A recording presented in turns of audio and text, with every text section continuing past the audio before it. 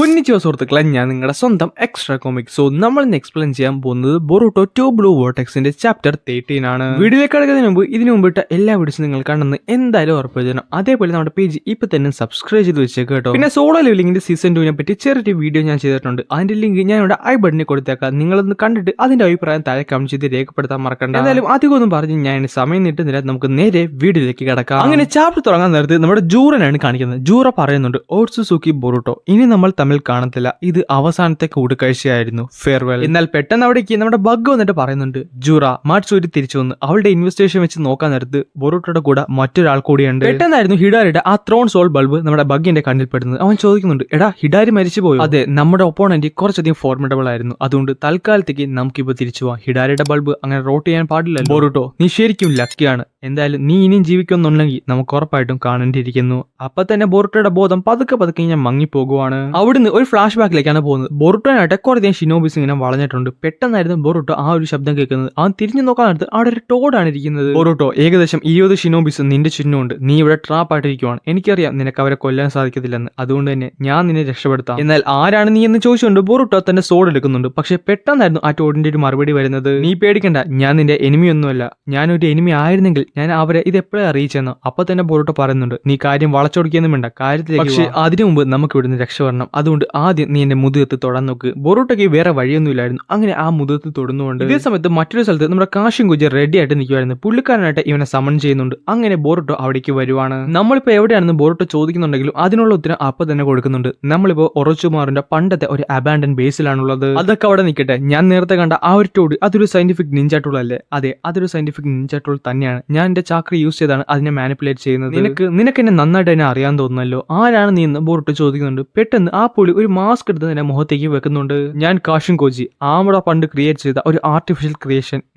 നീയല്ലേ അന്ന് ഞങ്ങളെ കൊല്ലാൻ നോക്കിയത്? അതിനുള്ള ഉത്തരം പറയുന്നതിന് മുമ്പ് എനിക്ക് നിന്നോടൊരു ചോദ്യം ചോദിക്കാനുണ്ട്. നീ ശരിക്കും ബൊറൂട്ടോ ഉസുമാക്കി തന്നെയല്ലേ? നീ ജനിച്ചപ്പോൾ മുതൽ നീ വളച്ചു കിട്ടിയെന്നും വേണ്ട, ഒന്നെങ്കിൽ യെസ് അല്ലെങ്കിൽ നോ, അങ്ങനെ ഒരു ഉത്തരം മാത്രം നീ എനിക്ക് തന്നാൽ മതി.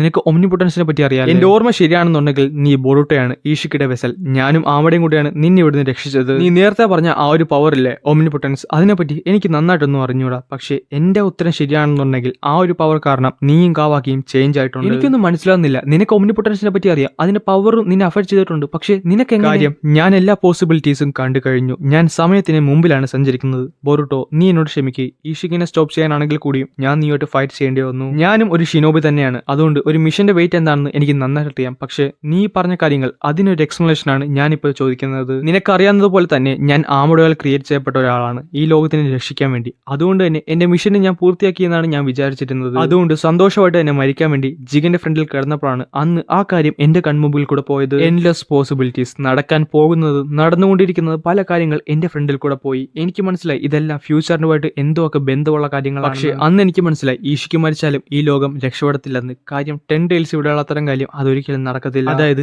അന്ന് ഞാൻ കണ്ട പല ഗ്ലിംസിലും നീയും കാവാക്കിയുണ്ടായിരുന്നു. നീ പറയുന്നത് ഒമ്നിപൊട്ടൻ സംഭവിക്കുന്നതിന് മുമ്പ് തന്നെ നീ ഞങ്ങളെ പറ്റി കണ്ടെന്നാണ്. അതെ, ഞാൻ അതെല്ലാം കണ്ടിരുന്നു. പക്ഷെ ഇപ്പോൾ എന്റെ മനസ്സ് പറയുന്നത് കവാക്കിയാണ് ഹൊക്കാഗയുടെ സണ്ണെന്നാണ്. പക്ഷെ അതെങ്ങനെ സാധ്യമായി? ഇതൊക്കെ നിനക്ക് എങ്ങനെ കിട്ടി? ഓട്സുസുക്കി ഷിബായ്, നീ ഉറപ്പായിട്ടും ഈ പേര് കേട്ട് കാണും. കാര്യം ആമഡോ നിന്നോട് പറഞ്ഞു കാണുമെന്നാണ് എനിക്ക് തോന്നുന്നത്. പല നൂറ്റാണ്ടുകൾക്ക് മുമ്പ് ഓരോ പ്ലാനറ്റ്സും കഴിച്ചുകൊണ്ടിരുന്ന ഒരു ഓട്സുസുക്കി ആയിരുന്നു. പുള്ളിക്കാരന്റെ ഷിൻജുട്സു എന്നൊക്കെ പറയുന്നത് ഒരു ദൈവ തുല്യമായിരുന്നു. കാറയിലുള്ള ഓരോരുത്തരെയും ക്രിയേറ്റ് ചെയ്തപ്പോൾ ആമഡോ ഷിബായ് ഓട്സുസുക്കിയുടെ സെൽസ് അവരുടെ ശരീരത്തും തുന്നി പിടിപ്പിച്ചിരുന്നു. എന്നാൽ അതിൽ നിന്ന് പവേഴ്സ് കിട്ടിയത് വേറെ 3 പേർക്കാണ്. കോഡിന് അവന് ക്ലോ മാർക്സ് കിട്ടി, ഡയമന് അവന് ഏതൊരു അറ്റാക്ക് ആയാലും റിഫ്ലക്ട് ചെയ്യാനുള്ള പവർ കിട്ടി, പിന്നെ ഏഡ അവളുടെ ഗോൾഡ് ലൈക്ക് എബിലിറ്റീസിനെ കുറിച്ച് ഞാൻ പറയണ്ടല്ലോ. ബാക്കിയുണ്ടായിരുന്ന ഞങ്ങളൊക്കെ ഫെയിലിയേഴ്സ് ആയിരുന്നു. ഞങ്ങൾക്ക് ഒരു പവേഴ്സും കിട്ടിയിരുന്നില്ല. പക്ഷെ അന്ന് ഈഷിക്കയുടെ ഫ്രണ്ടിൽ മരിക്കുന്നതിന്റെ വക്കത്ത് കിടന്നപ്പോഴാണ് എന്റെ പവേഴ്സ് അവേക്കൺ ചെയ്തത്. എന്റെ പവേഴ്സിന്റെ പേര് പ്രീസയൻസ് എന്നാണ്. വരാനിരിക്കുന്ന ഓരോ പോസിബിലിറ്റീസും ഓരോ പോസിബിൾ ഫ്യൂച്ചേഴ്സും എനിക്ക് കാണാൻ സാധിക്കും. നിനക്കിത് കേൾക്കുമ്പോൾ വട്ടായിട്ടൊക്കെ തോന്നും. പക്ഷെ ഫ്യൂച്ചർ എന്ന് പറയുന്നത് ഒരു നേർ വരെയല്ല, അവിടെ ഒരു യുദ്ധം തന്നെ സംഭവിക്കുവാണ്, ഡെസ്റ്റിനീസുമായിട്ടുള്ള യുദ്ധം. അങ്ങനെ ഒരു ഫ്യൂച്ചർ ആയിരുന്നു നറൂട്ടോ മരിക്കുന്നതും ഈഷിക്ക് കവാക്കിയുടെ ബോഡി എടുക്കുന്നതും ഈ പ്ലാനറ്റ് പെരിഷാവുന്നതും. ബൊറൂട്ടോ ഇത് കേട്ട് ഞെട്ടുന്നുണ്ട്. എന്നിട്ട് മറ്റൊരു ഫ്യൂച്ചറിനെ പറ്റിയും പറയുന്നുണ്ട്. അതായത് ബൊറൂട്ടോനെ അന്ന് കവാക്കി അറ്റാക്ക് ചെയ്തില്ലേ, അന്ന് ബൊറൂട്ടോനെ സാർ തന്നെ കവാക്കി കൊല്ലുകയും അവിടുന്ന് പോകുകയും ചെയ്യും. പക്ഷെ കോഡിന്റെ കയ്യിൽപ്പെട്ട കവാക്കിനെ 10 ടൈൽസിന്റെ കയ്യിലേക്ക് കിട്ടുകയും അങ്ങനെ വീണ്ടും ഒരു ഡിവൈൻ ട്രീ ഉണ്ടായി ഈ പ്ലാനറ്റ് വീണ്ടും പെരിശാകുകയും ചെയ്യും. നീ പറയുന്ന ഓരോ കാര്യങ്ങളും എനിക്ക് കണ്ണും പൂട്ടി വിശ്വസിക്കാൻ പറ്റത്തില്ല.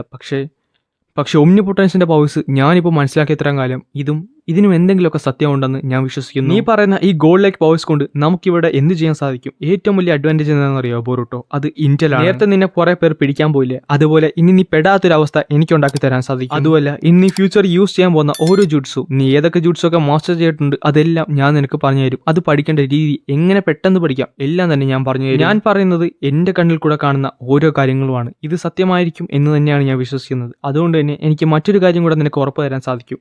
സാസ്കെ ഉച്ചിനെ രക്ഷിക്കാനുള്ള വഴിയും എനിക്ക് നിനക്ക് പറഞ്ഞു തരാൻ സാധിക്കും. പക്ഷേ അതിനു മുമ്പ് നീ ഒരു കാര്യം അറിഞ്ഞിരിക്കണം ബോറുട്ടോ. ഈ ലോകത്ത് സംഭവിക്കാതിരിക്കുന്ന ഏറ്റവും വേഴ്സ്റ്റ് ആയിട്ടുള്ള ഫ്യൂച്ചർ, കോഡിന്റെ ആയിരിക്കുന്ന ഓരോ ടെൻഡേൽസും അവർ ഇവോൾവ് ആവും. അവരൊരു മനുഷ്യരെ പോലെയാവും. അവർക്ക് ഇൻഡിവിജ്വൽ മൈൻഡ്സ് ആയിട്ട് മാറും. അവർ ഓരോരുത്തരും എന്തുമാത്രം ഡേഞ്ചറസ് ആണെന്ന് എനിക്ക് നിനക്ക് ഇപ്പോൾ പറഞ്ഞു തരാൻ സാധിക്കത്തില്ല. പക്ഷേ അവരെങ്ങനെയെങ്കിലും അത് എത്തുന്നതിന് മുമ്പ് ഡിഫീറ്റ് ചെയ്യാനാണ് നമ്മൾ നോക്കേണ്ടത്. എന്നാൽ നമ്മുടെ സക്സസ് റേറ്റ് വളരെയധികം ലോ ആണ്. കാര്യം ഞാൻ കണ്ട എല്ലാ ഫ്യൂച്ചറിലും ഡിവൈൻ ട്രീ പീപ്പിൾസ് ഉണ്ടായിരുന്നു. അതിൽ തന്നെ ഏറ്റവും ഡേഞ്ചറസ് ആയിട്ടുള്ള ഒരാളുണ്ട്, ജൂറ, അവരുടെ ലീഡർ ബോറുട്ടോ. അവനായിരിക്കും നിന്നെ കൊല്ലാൻ പോകുന്നത്. അത് കഴിഞ്ഞ് കവാക്കിനെ അവൻ കഴിക്കുകയും ഈ ലോകം വീണ്ടും പെരിഷാകാൻ പോകും. അതുകൊണ്ട് നീ അത് ആദ്യം മനസ്സിലാക്കാൻ നോക്കൂ. കോജി, ഞാൻ നിങ്ങൾക്കൊരു വാക്ക് തരുവാണ്. ഞാൻ നിങ്ങളെ സഹായിക്കാം. പക്ഷേ അതിനുമുമ്പ് നിങ്ങൾ എനിക്കൊരു വാക്ക് തരണം.